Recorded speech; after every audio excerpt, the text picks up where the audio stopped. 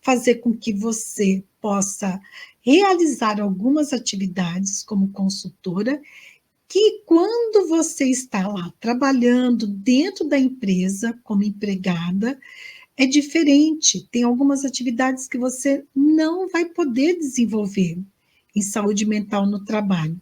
Já quando você trabalha como consultora, que você não tem um vínculo empregatício com a empresa, você não tem um vínculo psicoafetivo com os funcionários ali, não são seus colegas de trabalho, isso facilitará você ter um outro tipo de atuação, desenvolver um outro tipo de trabalho, né?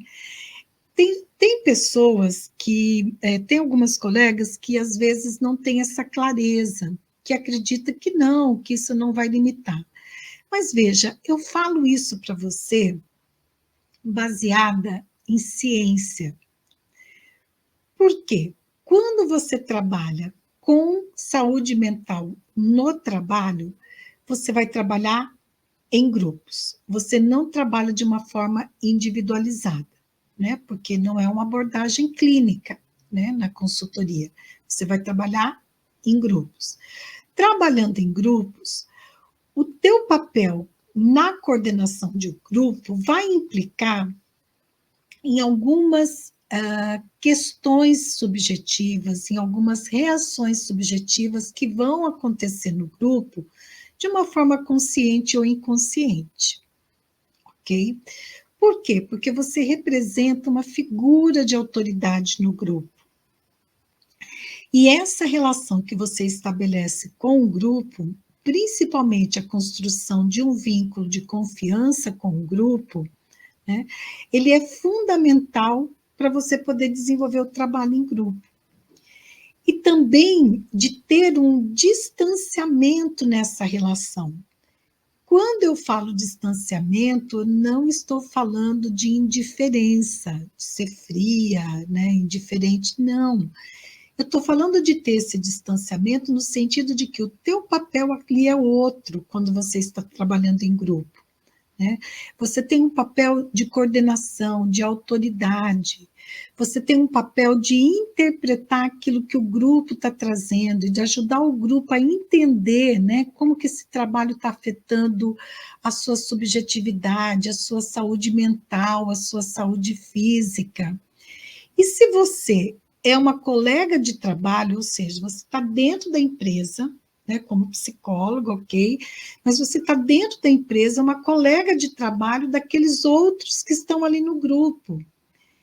Não vai ter o mesmo resultado, porque essas questões subjetivas e muitas vezes inconscientes que estão ali presentes no processo do grupo estarão interferindo nas relações, nos resultados, na relação com você também, desse grupo com você. Então, trabalhar na consultoria com saúde mental no trabalho, você tem muito mais efetividade. Você tem muito mais, como que eu posso dizer, o seu trabalho vai ter muito mais qualidade e consistência do que quando você está vinculada à organização. Você pode fazer um tipo de trabalho mais informativo, né? De repente, dar um treinamento com uma informação, o que também algumas abordagens chamam de psicoeducação. Aí ainda vai dar para você trabalhar. Mas quando você vai trabalhar, por exemplo, com clínicas do trabalho, que é uma abordagem mais subjetiva, que é fundamentada na psicodinâmica do trabalho, né?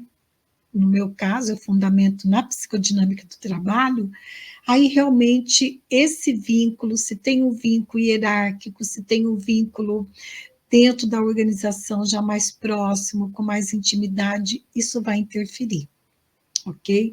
Então, falar desse tema é falar da efetividade de um trabalho em saúde mental dentro das organizações, que não é uma abordagem clínica, ok? Isso a gente precisa deixar bem claro aqui nesse primeiro momento. Bom, e aí eu falei para você inicialmente que eu daria 3 exemplos para você de oportunidades para você trabalhar com saúde mental no trabalho. Então, vamos lá para o primeiro exemplo, né? Você sabe que o burnout, ele tornou-se uma doença do trabalho, ele foi incluída no CID-11 como uma doença do trabalho, né? Isso a partir de janeiro desse ano, que até então o burnout no CID-10, ele era uma doença relacionada ao trabalho. Com o CID-11, e isso, né, é resultado de estudos epidemiológicos que são realizados no mundo inteiro, porque quem é que determina isso? É a OMS, né, a Organização Mundial da Saúde. Então, quando estudos, né, pesquisas mostram que o burnout, que sim, está sendo comprovada essa relação entre o burnout com saúde, com a questão do trabalhar, do trabalho, então é possível dizer que ele é uma doença do trabalho. E o que, que aconteceu nesse momento, quando ele se torna uma doença do trabalho, uma doença ocupacional?